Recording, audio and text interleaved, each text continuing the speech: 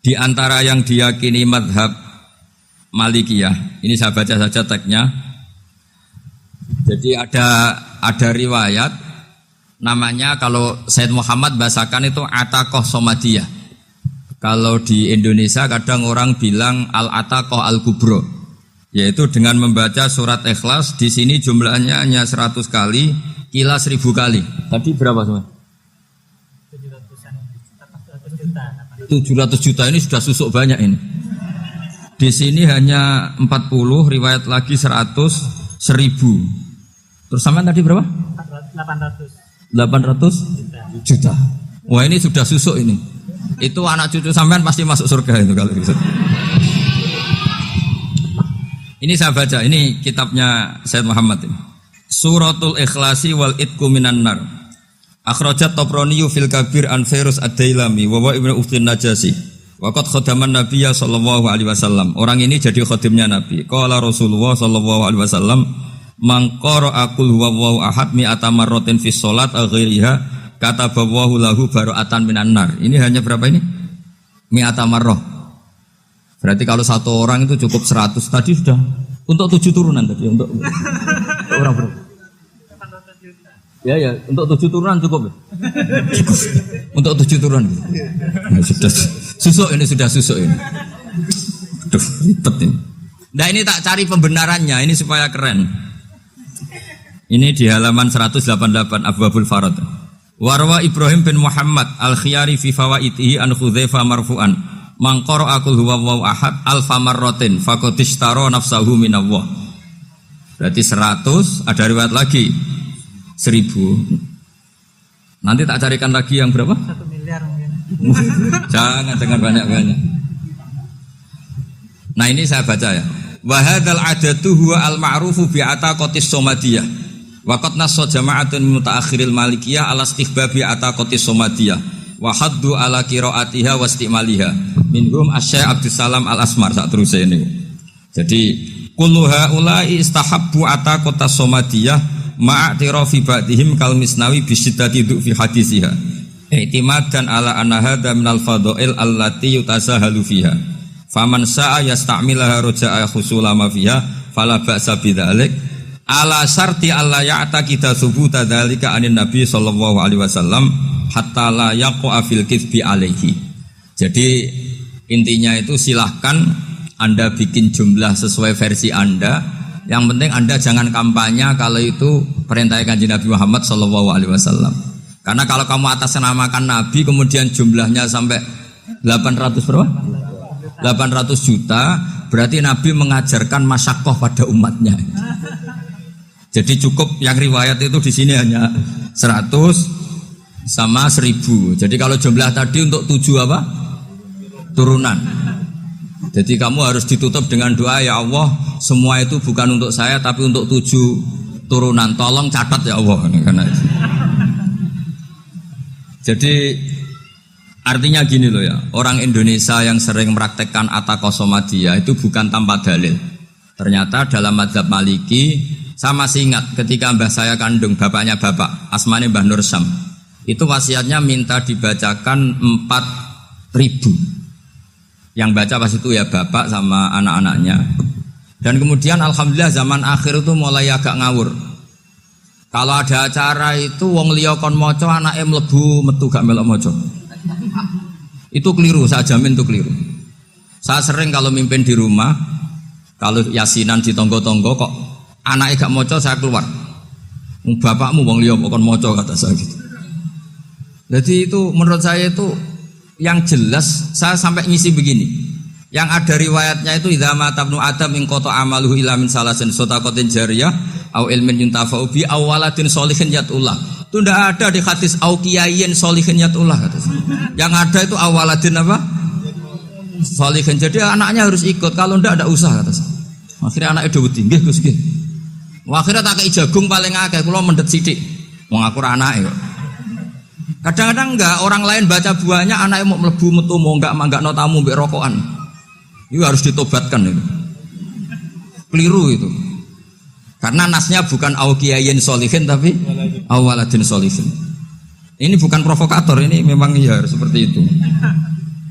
Nah terus tentang tadi la ilaha illallah yang didawuhkan Gus Azaim. La ilaha illallah itu penting sekali, cuma saya mohon itu dielmoni lah. Jadi dulu kalimat ini menjadi spesial karena dielmoni, karena dimulai dari fa'lam annahu la ilaha illallah. Terusannya ayat tuh wastaghfir li dzambika walil mu'minina wal mu'minat. Saya ulang lagi ya. Terusannya ayat tuh wastaghfir li dzambika walil mu'minina wal mu'minat. Makanya menurut mazhab Sadili, kamu disuruh baca la ilaha illallah dulu, jangan istighfar dulu. Saya ulang lagi ya. Dalam mazhab Sadiliyah itu la ilaha illallah dulu, enggak boleh istighfar dulu. Alasannya masuk akal. Orang yang kafir 70 tahun itu sekali baca la ilaha illallah itu langsung yughfar lahum ma qad salaf. Sehingga la ilaha illallah sendiri sudah punya kekuatan supaya dosa kita diampuni. Qul lil ladzina kafaru iyantahu yughfar lahum ma qad salaf. Cara menghentikan kekafiran gimana? Dia melafadzkan la ilaha illallah. Ini kalimat yang begitu saktinya sampai orang yang kafir puluhan tahun itu dosanya semuanya terhapus hanya karena melafadzkan la ilaha illallah. Nah, makanya kata Abdul Hasan Asadili, wastaghfir li dzambika ay bihadil kalimah. Seseorang sah diistighfar itu kalau melafadzkan la ilaha illallah. Misalnya ada orang kafir mati kafir, sah enggak anak cucunya mengistighfari dia? Enggak sah karena belum melafadzkan la ilaha illallah. Makanya kata Abdul Hasan Asadili, wastaghfir li dzambika ay bihadil kalimah. Sehingga lafadz ini spesial betul. Tapi kadang-kadang beberapa mursyid cara berpikir lain. Ini kalimah thayyibah harus dibaca orang suci sehingga mendahulukan apa? Istighfar. Untuk supaya pas ngelafatkan kalimah thayyibah sudah dalam keadaan apa? Suci. Itu juga masuk akal. Tapi secara meyakinkan saya sendiri lebih mengikuti manhajnya Abil Hasan Asyadzili karena alasannya tadi yang kafir puluhan tahun saja langsung luntur dosanya karena melafatkan la ilaha illallah. Artinya la ilaha illallah sendiri sudah bagian dari istighfar. Nah, ya tadi buktinya. Fa'lam annahu la ilaha illallah terus wastaghfir li dzambika walil mu'minina. Jadi orang sah diistighfari itu setelah dipastikan sah tauhidnya. Jadi setelah tauhidnya sah yaitu la ilaha illallah baru sah apa? Diistighfari. Sehingga orang kafir, saya ulang lagi, orang kafir yang mati kafir anak cucunya tidak boleh apa? Tidak boleh menistighfar. Terus saran saya kedua, la ilaha illallah itu filosofinya itu nafyun li uluhiyati ghairillah wa isbatun li uluhiyatillah wahdah. Filosofi la ilaha illallah itu gimana? Menafikan semua selain Allah itu tidak Tuhan dan hanya menuhankan Allah semata. Nah itu caranya gimana? Caranya kita harus terbiasa ini karena tadi saya dibilangin panitia ini rata-rata mustameknya atau mustamiatnya ini santri. Caranya gimana? Dilatih pakai logika. Saya berkali-kali cerita kalau ngaji, saya sekaligus kampanye. Allah itu Tuhan yang begitu fair. Untuk menjadi Tuhan Allah mempersilahkan, ada kualifikasi Tuhan. Jadi boleh dikompetisikan itu boleh kata Allah. Gak apa-apa kamu ngaku Tuhan gitu kata Allah. Tapi nak ngaku pangeran itu paling gak ya direputasi lah. Ada verifikasinya. Dimulai dari apa? Ya kalau jadi Tuhan itu setidaknya bikin langit bumi lah. Aturannya gitu. Jadi kalau daftar bupati ya daftarlah ke KPU. Masa tahu-tahu jadi apa? Tuhan kemudian tidak punya prestasi bikin langit bumi. Sehingga Allah itu cara ngendikan itu ya fair. Qul ara'aitum ma tad'una min dunillah aruni madza khalaqu minal ardi am lahum syirkum fis samawati. Coba yang kamu tuhankan selain saya, prestasinya apa kan? Ketika saya bikin bumi itu apa ikut bikin? Terus am lahum syirkum fis samawati. Kalau bikin langit, kalau enggak bisa ya urun lah gitu. Urun semen apa urun bego, pokoknya urun lah gitu. Urun ora, gawe bumi ora, ngerti-ngerti ngaku dadi pangeran. Kul hatu burhanakum. Jadi ya kan ya lucu kan, misalnya syarat kiai di Salafiyah kan keluarga Kiai As'ad, cucunya ngaji ngalim. Orang keluarga Kiai As'ad terus aku kiai utama di Salafiyah. Oh mesti dipenjara ya. Lah yo gak gawe langit bumi, gak ada prestasi terus ngaku sebagai apa? Tuhan. Sehingga fair. Makanya saya berkali-kali cerita. Jubair bin Mut'im itu punya anak namanya Muhammad. Ini sudah orang alim, Muhammad bin Jubair bin Mut'im. Itu cerita awala islami abihi. Mut'im itu orang pinter sekali. Saking pinternya dia jadi delegasinya orang Quraisy datang ke Rasulullah sebagai negosiator untuk membebaskan Asra Badrin, tawanan perang apa? Badar. Yang namanya disuruh itu pasti orang pinter. Tapi apa yang terjadi? Nginep di masjid karena zaman itu gak ada hotel, nanti jadi geger. Orang musyrik nginep di masjid hukumnya gimana? Bahsul masail tok. Zaman itu mau tidak mau. Kalau sekarang kan ada hotel, kiai juga punya wisma. Apa yang terjadi? Orang ini cerdas sekali. Dan delalah Nabi pas sholat maghrib itu baca wattur wa kitabi mastur sampai am khalaqus samawati wal ard. Ya kalau kamu jadi Tuhan ya setidaknya menciptakan langit bumi lah. Namanya jadi Tuhan ya ada persyaratan ya. Paling tidak punya reputasi menciptakan langit bumi. Atau kalau jadi Tuhan setidaknya reputasinya itu enggak diciptakan yang lain. Am khuliqu min ghairi syai'in. Ini jadi Tuhan kok punya bapak, punya ibu. Ini jadi Tuhan kok lahirnya di bumi. Ada tanggal lahirnya, ada tahun. Masa jadi Tuhan kok dulu buminya. Pokoknya walhasil tuh. Akhirnya Nabi ketika salam sholat maghrib, dia datang. Ya Rasulullah, akalku habis oleh ayat yang barusan kau baca. Sudah saya Islam saja. Argumentasi selain Allah Tuhan itu batal. Itu, nah saya mohon santri-santri salafiyah itu baca Quran sampai seperti itu. Jadi jangan hanya khataman banyak-banyakan maksudnya. Ini bukan nyindir ini, ngamuk ini. Jadi ya khatamannya tadilah 1000 atau berapa lah, jangan banyak-banyak. Juga kasihan malaikat yang nyatet kan. Wong baru subhanallah alhamdulillah aja di teks hadisnya abad al malaikah gak ditete. Itu baru subhanallah alhamdulillah itu sudah mencapaikan malaikat. Makanya saya wiridan tuh arang-arang kasihan malaikat karena nanti jadi itu ya ada madhabnya itu jadi kalau Gus Azaim sholat lama tak saingi sholat cepet itu sama-sama ada madhabnya. Yang cepet kayak saya tadi setan pas tata-tata mau goda pas rukuk saya sudah itidal, mau goda itidal saya sudah sujud, pusing dia. Tapi jangan tiru, ini madhab yang agak-agak khusus lah, sudah cara orang Madura agak khilaf khusus. Khilaf ya, khilaf ini agak khilaf ini sudah. Tapi saya ingin lah, sampean kalau ngaji Quran itu dilatih berlogika. Jadi Allah itu fair, nggak apa-apa kalian ngaku Tuhan tuh nggak apa-apa, tapi tunjukkan prestasi kamu apa. Aruni ma dakhalaqu minal ardi am lahum syirkun fis samawati. Am khalaqus samawati wal ard. Diulang lagi am khuliqu min ghairi syai'in. Setidaknya kalau jadi Tuhan itu ya enggak butuh yang lain lah. Masa jadi Tuhan kok wujudnya saja butuh orang lain, butuh bumi, eksistensinya butuh makan, butuh minum. Makanya Allah cara meniadakan uluhiyah selainnya itu Allah itu redaksinya itu mengena sekali. Yaitu tadi dengan cara-cara seperti itu. Sebagian ayat disebutkan ma asyattuhum khalqas samawati wal ardi wala khalqa anfusihim. Wong Tuhan kok enggak punya reputasi bikin langit, bikin bumi, bahkan untuk menciptakan dirinya aja enggak bisa. Ya sudahlah, kamu tidak usah ngaku Tuhan, nggak level kata gitu. Akhirnya terus ditemukan Tuhan yang sejati, yaitu wal awwalu wal akhiru wal zahiru wal batin. Nah itu yang Mut'im ini tadi termasuk orang yang sangat cerdas sekali. Padahal itu bacanya bukan pas basul masail, enggak. Nabi pas sholat maghrib. Juga bukan pas ceramah, enggak. Tapi itu didengarkan. Makanya termasuk ini spesial untuk hormat saya kepada Ki As'ad. Makanya saya ini kalau mentasjik santri-santri, ini agak sensitif, tapi sudah saya tidak perlu takut fitnah.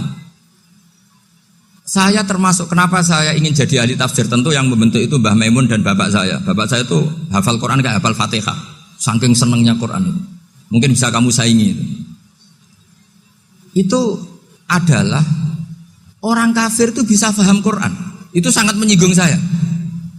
Orang kafir itu bisa paham Quran.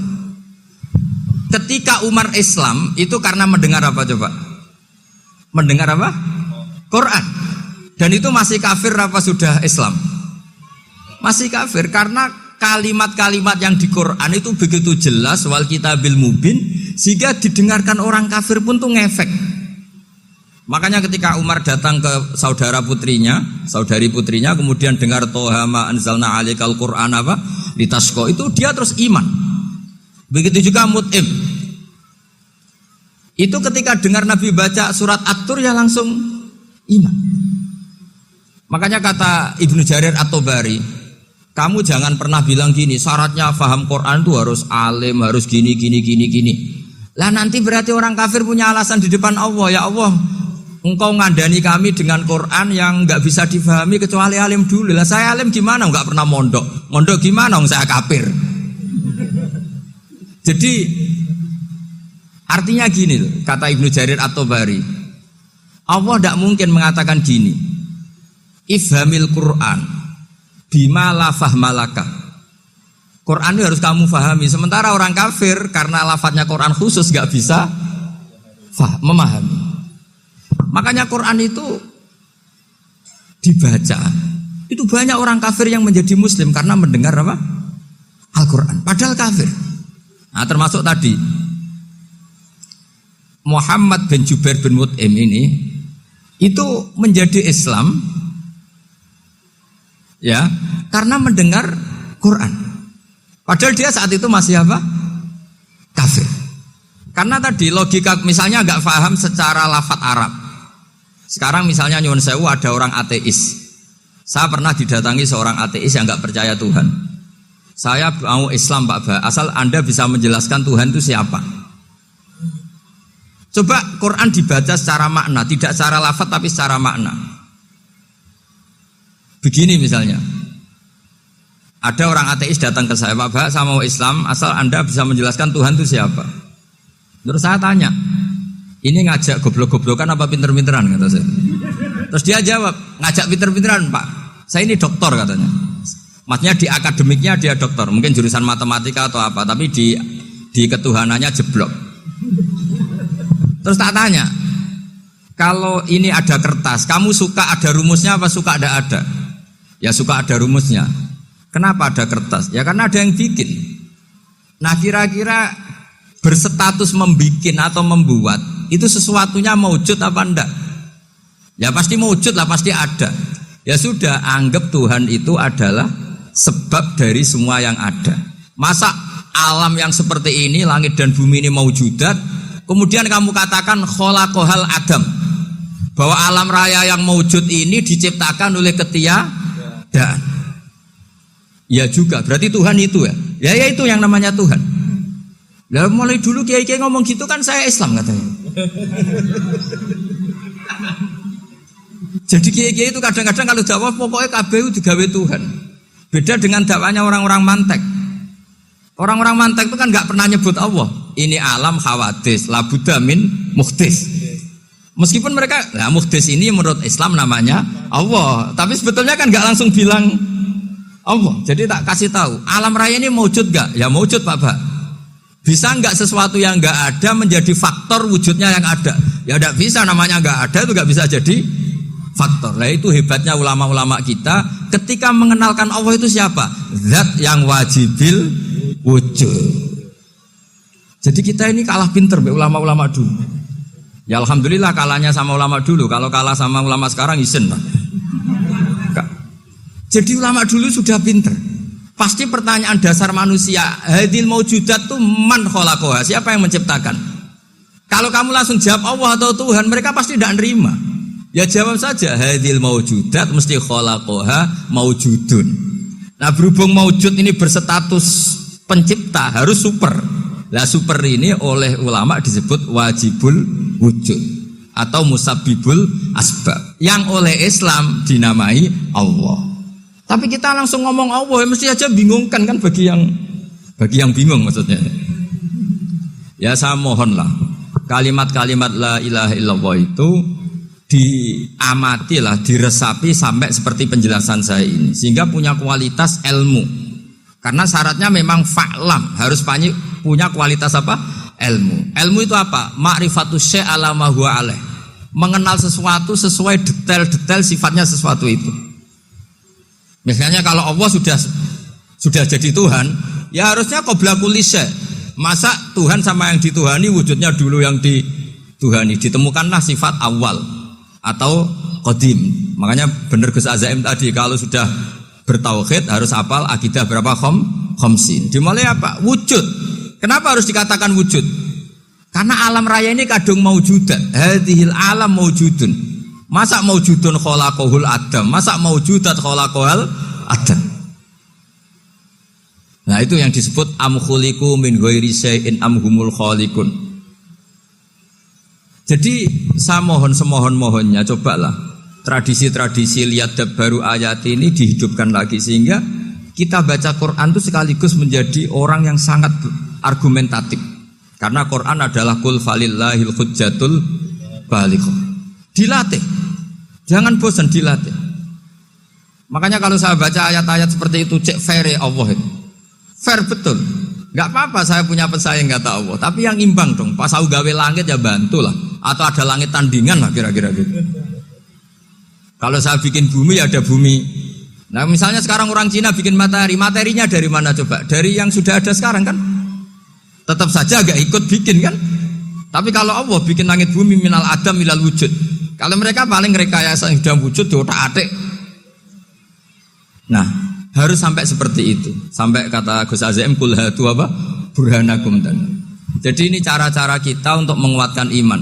Aruni madza khalaqu minal ardi am lahum syirkun fis samawati. Terus kata Allah, itu nih bi kitabim min qabli hadza au atharatin min ilmin. Kalau kamu enggak setuju teori ini kata Allah, cari kitab suci versi Anda.